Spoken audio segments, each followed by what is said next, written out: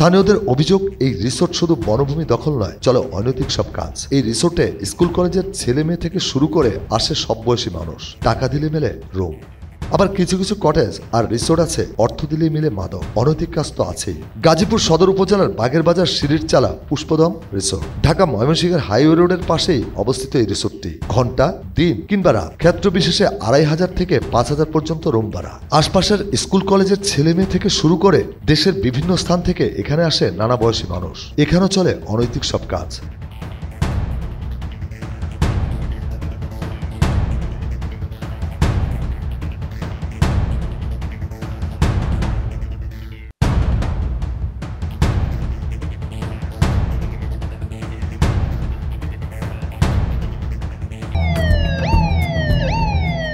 বনকে উজাড় করে একদিকে যেমন চলছে ব্যক্তি বিভিন্ন বড় বড় প্রতিষ্ঠানের দখল উৎসব, তেমনি গড়ে উঠেছে অসংখ্য resort, cottage, picnic spot.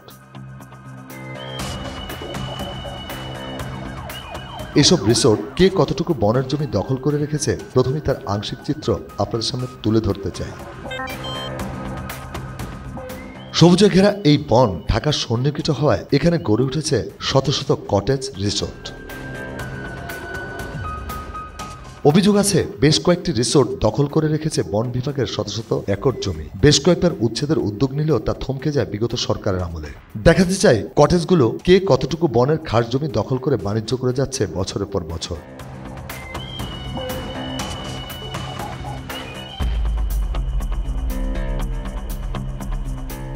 Gazipur শ্রীপুরের রাজেন্দ্র ইকো রিসোর্ট। বারুইপাড়া মৌজায় এই রিসোর্টের বনের জমি দখলের পরিমাণ 3.630 একর। জয়দেবপুর ভবানীপুরের নলজানিতে ভাওয়াল রিসোর্ট। এই রিসোর্টের দখলে আছে বারুইপাড়া মৌজায় 3.68 একর।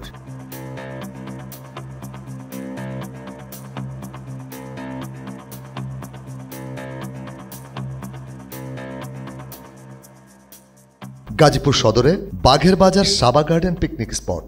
বারুইপাড়া মৌজায় দখলের জমির পরিমাণ 7.89 একর। Gazipur Sadar Hotapara Shyamoli resort and picnic spot. Baruipara মৌজায় দখলকৃত বনভূমির পরিমাণ 0.1605 একর। ভাওয়াল মির্জাপুরের শালবন রিসোর্ট বিশেষা কুড়িবাড়ি মৌজায় দখলকৃত বনের জমি 0.30 একর। এছাড়াও গাজীপুরের বারুইপাড়া নলজানিতে সজনী ফিল্ম সিটি, জয়দেবপুরের রানীপুরে ম্যাক্স ভ্যালি, সিঙ্গাইলে অনন্ত ভবন, গ্রিনটেক রিসোর্ট সহ অসংখ্য cottage, resort, shooting spot, picnic স্পটের বিরুদ্ধে বনভূমি দখলের অভিযোগ রয়েছে। শিল্প কারখানা দখল করেছেন, রিসোর্টের নামে দখল করেছেন, হ্যাঁ, এমন অনেক কিছু আছেন, অনেক প্রতিষ্ঠান আছে যারা ব্যাপকভাবে ভাওয়ালগড়টাকে দখল করে প্রতিষ্ঠা করে। যে বন বিভাগের দুর্নীতি, এটা সর্বজন স্বীকৃত। এটা অবশ্যই এখানে একটা বনের ভূমিকা আছে এবং তাদের শিথিলতার কারণেই এই ঘটনাগুলি ঘটে। বন আদালত বলে একটা আদালত ছিল, এখনও আছে, কিন্তু ওটার কার্যক্রম কি আমরা তেমনভাবে আমাদের চোখের সামনে কোনো আমরা দেখি নাই। আইনের কিছু ফাঁকফোকর আছে, এই ফাঁকফোকর দিয়ে বড় বড় শিল্প প্রতিষ্ঠান তারা একরকে একর জমি দখল করে রেখেছে, বনভূমি দখল করে রেখেছে। তো সেগুলোর জন্য আমি যেটা মনে করি, এখনই সময় সব কিছুকে সঠিকভাবে পুঙ্খানুপুঙ্খভাবে হিসাব নিকাশ করে এগুলোকে উচ্ছেদ করা প্রয়োজন। বন বিভাগের রাখছে হচ্ছে লোকে বন পাহারা দেওয়ার জন্য এবং বন রক্ষা করার জন্য, অথচ প্রত্যেকটা বিড ইনচার্জ, তারপর হচ্ছিল আপনার এই যারা রেঞ্জার আছে, ওনারে কোনো তথ্য জানাইলে জি ভাই দেখতেছি বন্ধু তুই শেষ, যেরকম চলতেছে এরকমই। এখন এগুলো ভাই বললে মনে করেন যে তারা যদি আবার শুনে, তারা আবার মামলা টামলা আবারও মনে করেন যে একটা ভয়ভীত অথবা মামলা দিয়ে দেবো, যে কারণে বলিও না ভাই। বেশ কিছুদিন আগে বনের জমি দখল করে একটি বহুতল ভবন হচ্ছিল, তো সেই তথ্যের ভিত্তিতে আসলে ঘটনাস্থলে গিয়েছিলাম। ঘটনাস্থলে যাওয়ার সাথে সাথে যখন দখলের বিষয়ে আসলে জিজ্ঞেস করি, তখনই তারা বুঝতে পারে যে আমরা গণমাধ্যম কর্মী। তখন অতর্কিতভাবে হঠাৎই আমাদের উপর হামলা চালানো হয়েছে। সেই হামলা আমরা বেশ আমার সহকর্মী সহ আরও 4 জনের মতো আহত হয়েছিলাম। পরবর্তীতে আসলে বন বিভাগের বিষয়টি নজরে আসলেও তাদের পক্ষ থেকে ওই ধরনের জমি উদ্ধার বা তাদের বিরুদ্ধে আইনগত ব্যবস্থা, এই ধরনের কোনো ব্যবস্থা নেওয়া হয়নি।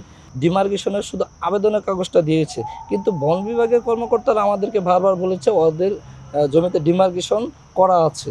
কিন্তু এই যে একটা লুকোচুরি, যে বাস্তবতা ডিমার্কেশন আবেদন করেছে, তারা ডিমার্কেশন পায় না, কিন্তু বন বিভাগ বলছে ডিমার্কেশন, তাহলে এখানে বোঝা যায় যে আসলে এখানে বনের বিশাল যারা আছে কর্মকর্তারা তারা জড়িত। যারা বন দখল করছে শুধু শিল্প কারখানা মালিক বা রিসোর্ট মালিক শুধু তারা না, এখানে প্রশাসনে যারা আছে বা প্রশাসনে যারা বিভিন্ন দপ্তরে কাজ করছে তারাও আসলে বনে এই দখলের সাথে সম্পৃক্ত। এটা আমার হামলা হওয়ার পরে আসলে এটা প্রমাণ পেলাম আর কি। কিছু নামদারি লোক আছে বা বিগত দিনে ছিল, তাদের টাকা পয়সা হোটেল টাকা পয়সা মানে বিপদে খরচ করার জন্য তারা বিভিন্ন ধরনের রিসোর্টের মাধ্যমে অসামাজিক কার্যকলাপ করে। এখানে আমাদের যে রিসোর্টটা করা হয়েছে এনে আমাদের আশেপাশে স্কুল, মাদ্রাসা, মসজিদ, মানে এখানে এই মেল ফ্যাক্টরি আছে, বিভিন্ন ধরনের লোকজন আসা এখানে অসামাজিক কার্যকলাপ করে। যেটা মনে করেন দখল করে বসে আছে এইটা এই পর্যন্ত সরকার কিছু করতে পারে নাই। গাজীপুর সদরে বাগের বাজার সাবা গার্ডেন পিকনিক স্পটে, যেখানে বনের দখলকৃত জমির পরিমাণ 7.89 একর। এত জমি দখল, কিন্তু কেন উচ্ছেদ করতে পারছেন না বন কর্মকর্তারা? জবাবে স্থানীয়রা জানান, ক্ষমতার পালা বদলে রিসোর্ট মালিক পক্ষ এখন ক্ষমতাসীন বিএনপির নেতা। আরে টঙ্গীর হাসান রেগার কয়েবাজ্জা আগে চৌরা ছিল জাতীয় পার্টির এমপি, মাংনা লইছে জায়গার ইতিহাস করে তো কইলে চুরু জেলকাট মামলা ফেরি ব্যবসা সারাদিন চাই আমার সাথে বইয়া এনতে টেহা নিয়ে আমি নান কথা কই মহাজন ভুতান গুলি গুলি গুলি আমার মারি পরে।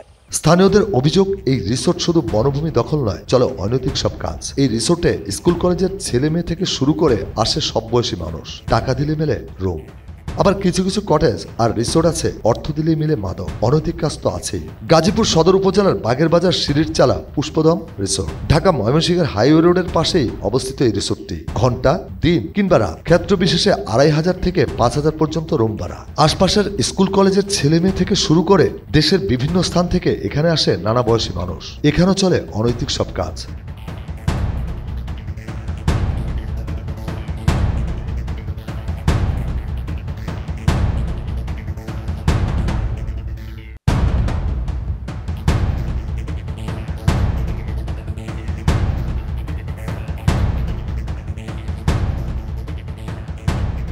উঠতি বয়সের ছেলে মেয়েরা কিন্তু নষ্ট হয়ে যাচ্ছে। সেই সাথে গার্মেন্টস শ্রমিক, যে পোশাক শ্রমিকের যারা রয়েছে, বিশেষ করে বৃহস্পতিবার এবং শুক্রবারে সবচেয়ে বেশি ভিড় থাকে। এছাড়াও যে অপ্রাপ্ত বয়স্কদেরকেও কিন্তু তাদেরকে প্রবেশ করার সুযোগ দিচ্ছে। 1 ঘন্টায় 3000 থেকে 6000 টাকা পর্যন্ত নিচ্ছে।